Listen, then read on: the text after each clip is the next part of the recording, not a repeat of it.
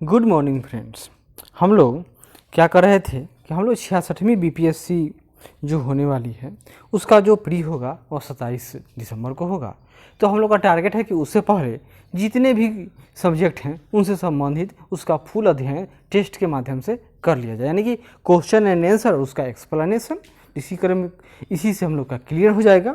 इसी कड़ी का यह चौथा वीडियो है आज। यानी इससे पहले हम लोगों ने 2 वीडियो सिंधु घाटी सभ्यता और एक ऋग्वैदिक काल से संबंधित बनाए थे और ये वैदिक काल का दूसरा वीडियो है। तो देखते हैं। धर्मशास्त्रों के अनुसार भू राजस्व की दर क्या होनी चाहिए? तो 1/6 कहा गया है। ऐसा क्यों कहा गया? यहाँ देखिए, राजा का कार्य अपने सामान्य जन की सुरक्षा और कल्याणकारी सेवा करना था और उसके बदले में उपज का 6वां हिस्सा ले लीजिए ताकि अपनी वृत्ति के रूप में, यानी वो आपका क्या हो गया, मेहनताना हो गया। ऐसा ना कि आप जनता से 1/2 हिस्सा ले लीजिए, जिस तरह सल्तनत काल में जब हम लोग पढ़ेंगे तो उस समय देखेंगे। और उससे पहले थोड़ा एक बार और देख लेते हैं। जो कल हम लोग देखे थे योग दर्शन, ये किससे संबंधित है? पतंजलि से। और भारत के जो 6 दर्शन हैं इनका नाम याद कर लेते हैं एक बार और। तो सांख्य संबंधित किसका है? कपिल सांख्य। न्याय किनका? तो गौतम ऋषि संबंधित न्याय। योग, तो योग का संबंध पतंजलि से है। वैशेषिक, इनका संबंध कनाद से है। वैशेषिक के प्रतिपादक कनाद ऋषि। पूर्व मीमांसा, इसके प्रतिपादक जैमिनी। और उत्तर मीमांसा, इसके प्रतिपादक बदरायन। आगे बढ़ते हैं। 800 ईसा पूर्व से लेकर 600 ईसा पूर्व के काल को किस काल के नाम से जाना जाता है? बताइए। 800 से 600 हम लोगों ने इससे पहले देखा था कि 1500 से लेकर 1000 ईसा पूर्व के काल को ऋग्वैदिक काल कहा गया।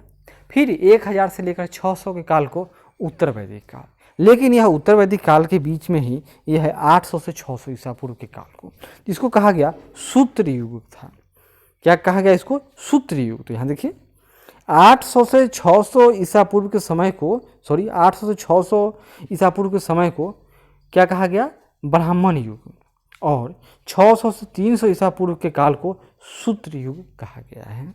क्लियर है?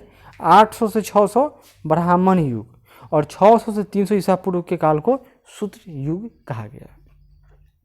किस काल में अछूत की अवधारणा स्पष्ट रूप से उदित हुई थी? यह कब की बात है? सिंपल, यह उत्तर वैदिक काल की है। उत्तर वैदिक काल में समाज स्पष्ट रूप से 4 वर्णों में विभाजित हो गया था। लेकिन इसका वर्णन तो सबसे पहले ऋग्वैदिक काल में ही मिला था, लेकिन उस समय तो आधार कर्म था, न कि जन्म। और बाद में क्या हो गया? जब स्पष्ट रूप से ले लिया, यानी कि अब वह जन्म ही आधार हो चुका था। इस काल में यज्ञोपवीत, यानी जो जनेऊ जानते हैं हम लोग, यज्ञोपवीत संस्कार का अधिकार शूद्रों को न था। तैतरेय ब्राह्मण में उल्लेख है क्या कि ब्राह्मण जो यज्ञोपवीत धारण करेंगे वो सूत का होगा, क्षत्रिय सन का, वैश्य उनका यज्ञोपवीत धारण कर सकता है। उपनिषद पुस्तकें हैं, तो उपनिषद क्या है? यह धर्म पर है, योग पर है, विधि पर है या दर्शन पर है? तो उपनिषदें ये दर्शन से संबंधित हैं। तो ये संस्कृत में लिखे गए हैं और इनकी संख्या 2000 है, किंतु 13 ही मुख्य रूप से मान्य हैं। हर एक उपनिषद किसी न किसी वेद से जुड़ा है। इनमें परमात्मा, परमेश्वर, ब्रह्मा और आत्मा के स्वभाव और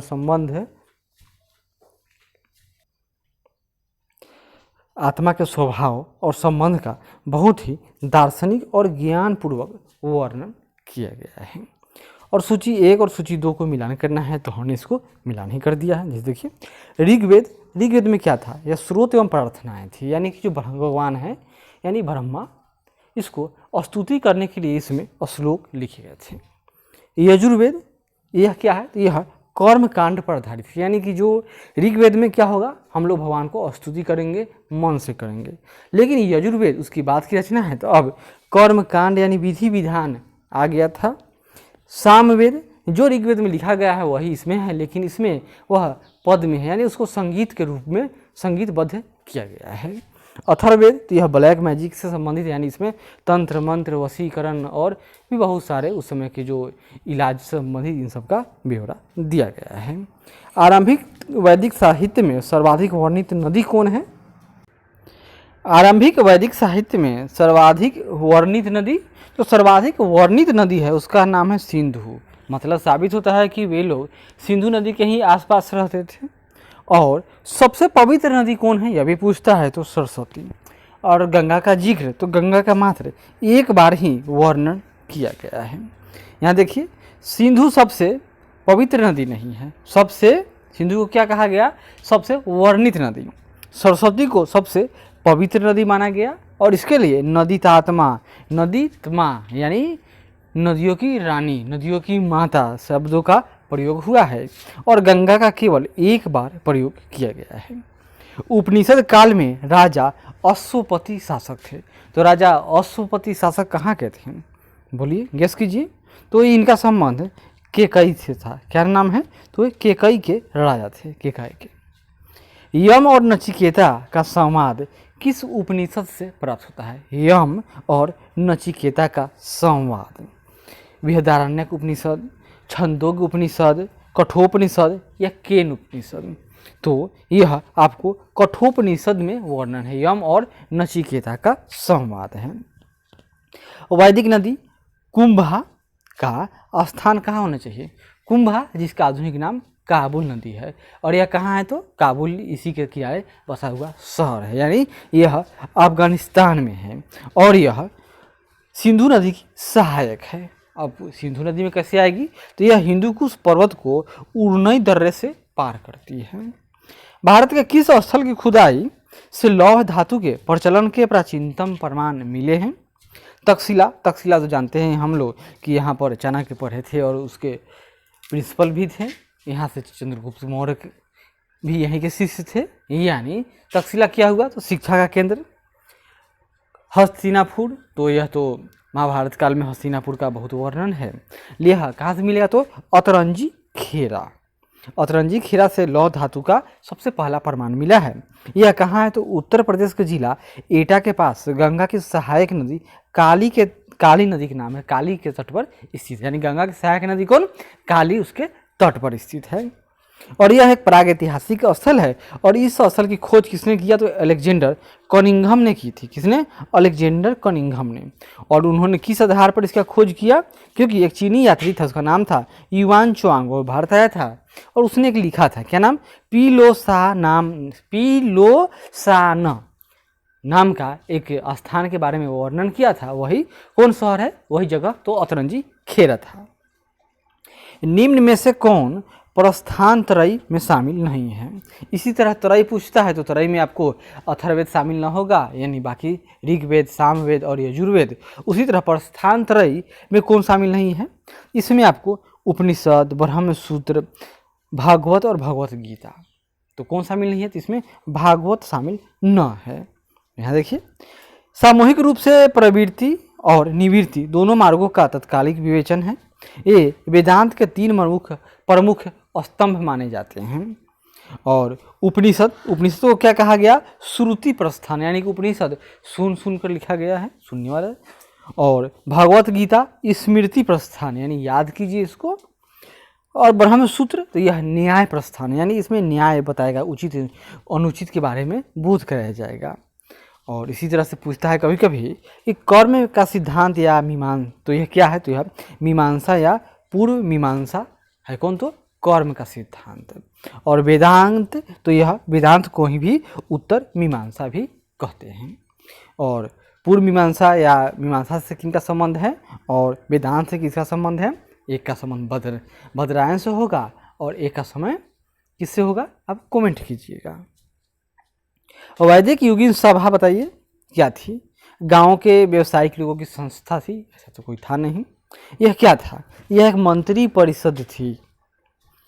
तो इस समय लोकप्रिय शासन व्यवस्था क्या था ऋग्वेद में, तो ऋग्वेद में तो मुख्य रूप से गणतंत्र था, लेकिन धीरे धीरे उत्तर वैदिक काल आते यह स्थान राजतंत्र ले लेगा।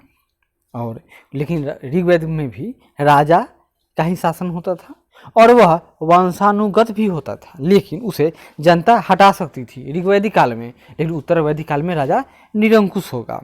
वह राजा ऋग्वैदिक काल में विशेष किसी क्षेत्र का नहीं, वह जन विशेष का प्रधान होता था, यानी जनता के लोक कल्याण के लिए ही वह था। सूची 1 का 2 से मिलान कीजिए। यहाँ पर दिया हुआ है उपवेद और यह संबंधित वेद, याद करते हैं।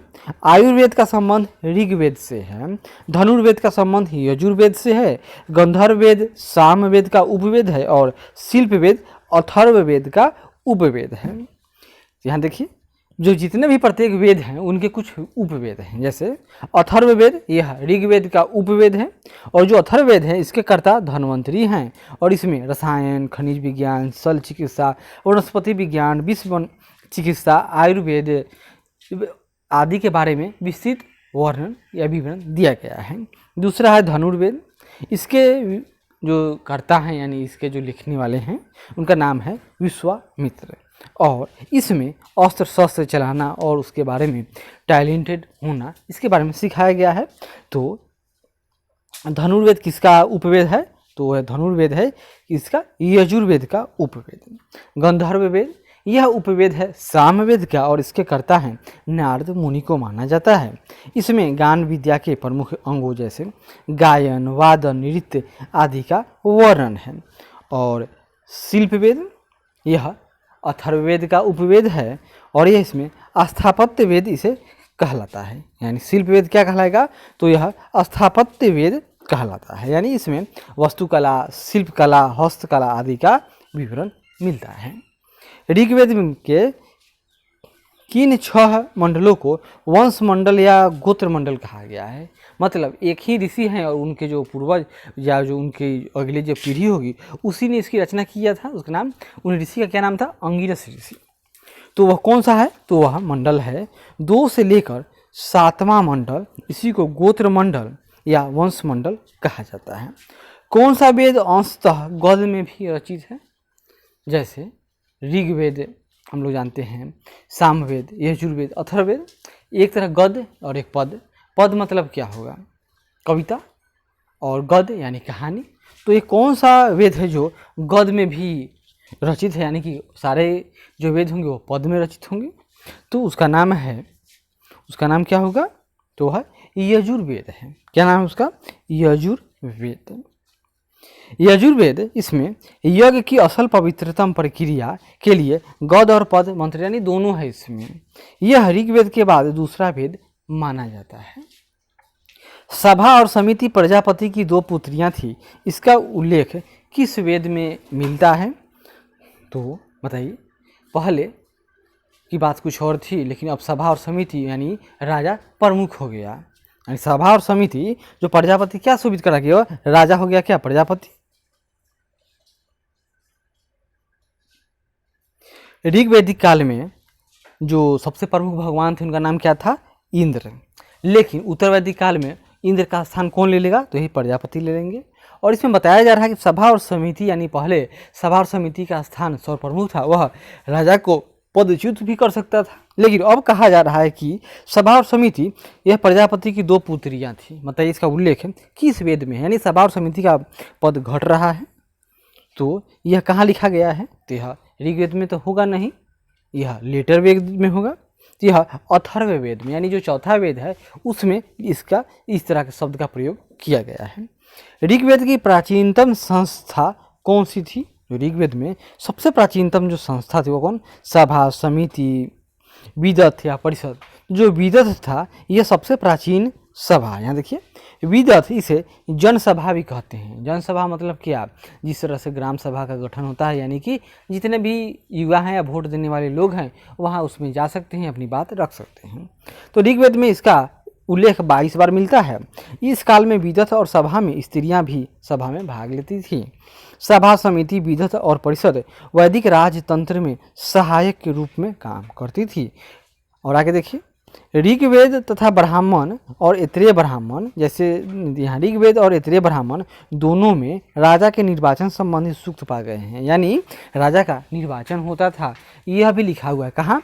तो ऋग्वेद में और ऐतरेय ब्राह्मण में।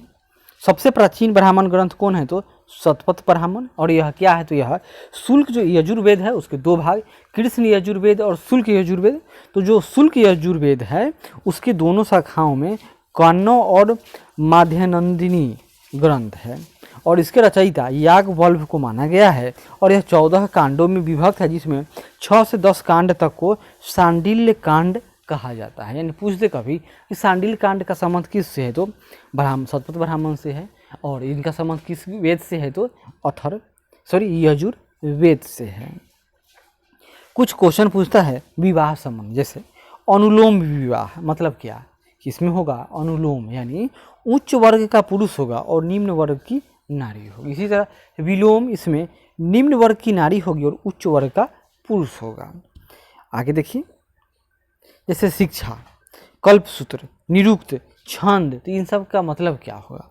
तो यहाँ देखिए, जो शिक्षा, इसके क्यों आवश्यकता है, ध्वनि शास्त्र के लिए शिक्षा की आवश्यकता है। कल्पसूत्र, तो यह कर्मकांड से संबंध रखेगा। निरुक्त, इसमें आपको शब्द व्युत्पत्ति या भाषा शास्त्र के बारे में बताई जाती थी। छंद यानी छंद शास्त्र से संबंधित है। प्राचीनतम स्मृति, उसका नाम मनुस्मृति, इसके रचनाकार मनु। आदि काव्य रामायण को कहा गया है। और प्राचीनतम पुराण किसको कहा गया, तो मत्स्य पुराण प्राचीनतम पुराण है। नरिष्ट अर्थात सामूहिक वाद विवाद या अनुल्लंघनीय यह शब्द है, किसके बारे में, तो सामूहिक वाद विवाद को नरिष्ट कहा गया है। किस वेद में, यह अथर्व वेद में कहा गया है। नारी की तुलना सुरा और पासा से की गई है, कहाँ, तो मैत्रेयी संहिता में मिलता है कि जिसमें नारी की तुलना सुरा और पासा से की गई, यानी कि स्त्री का जो वेटेज वह गिर रहा था। राजसू यज्ञ मतलब क्या, राजा के सिंहासनारोहण से संबंधित राजसू यज्ञ। अश्वमेघ यज्ञ, यानी अब राजा राजगद्दी पर बैठ गया, अब वो शक्ति का प्रदर्शन करेगा तो घोड़ा को छोड़ देगा। ये जहाँ तक उसका घोड़ा गया तो वह उसका क्षेत्र है, यानी राजनीतिक शक्ति बढ़ाने के लिए अश्वमेघ यज्ञ। वाजपेयी यज्ञ यानी शौर्य प्रदर्शन की, मतलब कि राजा के जो राजा के सैनिक ही मजबूत नहीं है, राजा खुद भी मजबूत है, तो वह वाजपेयी यज्ञ। अग्निष्टोम यज्ञ यानी देवताओं को प्रसन्न करने और सोम रस पान करने के लिए, तथा जो क्षत्रिय न थे वे क्षत्रिय अगर हो जाएंगे अगर वो अग्निष्टोम यज्ञ कर लेंगे तो। इसी तरह जो प्राचीन वेद हैं ऋग्वेद, उसमें कुछ नदी का नाम दिया हुआ है और उसके आधुनिक नाम कुछ अलग हैं। जैसे परुष्णी नदी, इसका आज के आधुनिक नाम क्या है, रावी नदी। सतुद्री, तो वर्तमान में इसको सतलज कहा जाता है। कुरुमु, यह कुर्रम है। गोमती, यह गोमल है। कुंभा, इसका नाम काबुल है। सुवास्तु, इसका वर्तमान नाम स्वात है। वितास्ता, इसका वर्तमान नाम झेलम है। अस्किनी, प्रेजेंट में नाम इसका चिनाब है।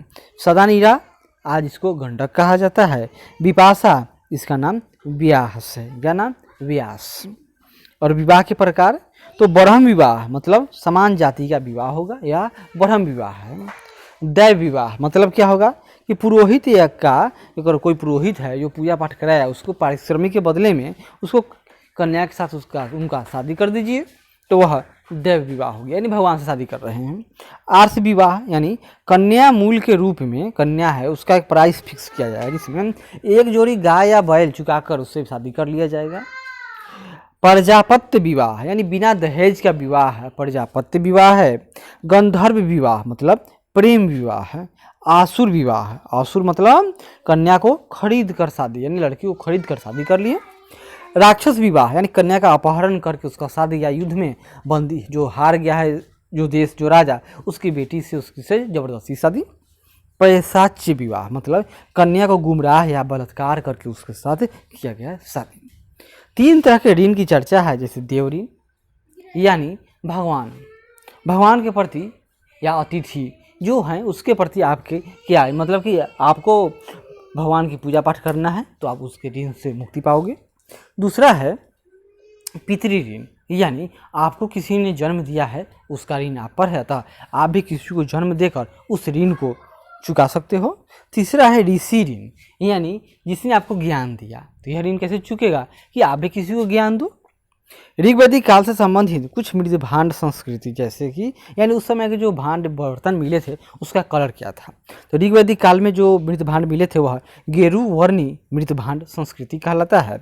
और उत्तर वैदिक काल से संबंधित वह चित्रित मृत भांड संस्कृति है, और इसका जो साक्ष्य मिलता है वह हरियाणा के भागपुरा या भगवानपुर से प्राप्त हुआ है। विवाह सूक्त तो यह कहाँ लिखा गया? तो यह ऋग्वेद में है। शब्द और कुछ पद हैं जैसे कि संग्रहित, यह क्या थे? ये कोषाध्यक्ष थे। भागदूत, यह कर संग्रह करता था। छत्रा यानी पासे के खेल में राजा का सहायक, छत्रा। प्रतिहारी या अक्षोपवाप मतलब राजप्रसाद का रक्षक, उसको क्या कहेंगे? अक्षवाप या प्रतिहारी। रीत या ऋतस्य गोपा शब्द का प्रयोग वरुण के लिए किया गया है। वरुण को ही सभी दिशाओं और मौसम जो भी नेचर है उसके नीति नियामक या नीति निर्धारक कहा गया है। तीनों क्रमों में लोक को माप लेने के कारण किसे उपक्रम कहा गया है? तो क्या नाम उनका? विष्णु। विष्णु के अवतार कौन थे? बलि। बलि की बात है इसमें। फिर यहाँ देखिए सूची 1 सूची 2 को मिलान करना। देखिए पूषण, पूषण क्या थे? पशुओं के देवता। रुद्र अनैतिक आचरण से संबंधित देवता, यानी कोई अनैतिक आचरण करेगा तो उस पर रुद्र का कोप हो जाएगा। धयोस या धौ, ये आकाश के देवता। अदिति देवताओं की माता। मरुत तूफान के देवता। गंधर्व देवताओं के संगीतकार। ऋभ बौने देवता, यानी छोटे छोटे जो ड्वार्फ लोग होंगे उनके देवता। अश्विन ये देवताओं के चिकित्सक थे। उषा भोर की देवी। और आगे देखिए अवेस्ता और ऋग्वेद में क्या समानता है? यह दोनों प्राचीन हैं और दोनों कहा जाता है कि दोनों का मैटर भी सेम ही है और दोनों एक समय के हैं। अवेस्ता किस क्षेत्र से संबंधित? तो इसका संबंध ईरान से माना जाता है। आर्यों के आर्कटिक होम का सिद्धांत का पक्ष किसने लिया था? यानी किसने बताया था कि आर्य भारत में आर्कटिक क्षेत्र से आए थे? क्योंकि वेदों में लिखा गया है कि वहाँ पर दिन और रात, दिन 6-6 महीने का दिन होता था। मतलब बाल गंगाधर तिलक ने समझा कि अरे ये तो आर्कटिक में ही ऐसा होता रहा होगा, ये लोग आर्कटिक से आए थे। किसने बताया? तो बाल गंगाधर तिलक महोदय ने बताया था। मैक्स मुलर ने क्या कहा कि भारत के लोग यानी आर्य मध्य एशिया से आए थे। इसी तरह कुछ लोग कहते हैं दयानंद सरस्वती कि भारत में जो आर्य थे वे तिब्बत से आए थे। बहुत तरह की बातें हैं। कुछ लोग कहते हैं कि आर्य यहीं के ही मूल निवासी हैं। तो आशा करते हैं कि हम लोग का जो वैदिक काल था उससे संबंधित यह पार्ट 2 यानी पूरा हुआ। और अगर कोई क्वेश्चन बचे तो कमेंट करें। हमें न लगता है कि कोई एग्जाम में क्वेश्चन इससे बाहर से आएगा। तो अब हम लोग इसके बाद अगले टॉपिक पर आएंगे। तब तक धन्यवाद। आशा करते हैं कि यह प्रयास अच्छा लगे। जरूर लाइक करें, शेयर करें, कमेंट करें और सब्सक्राइब करें।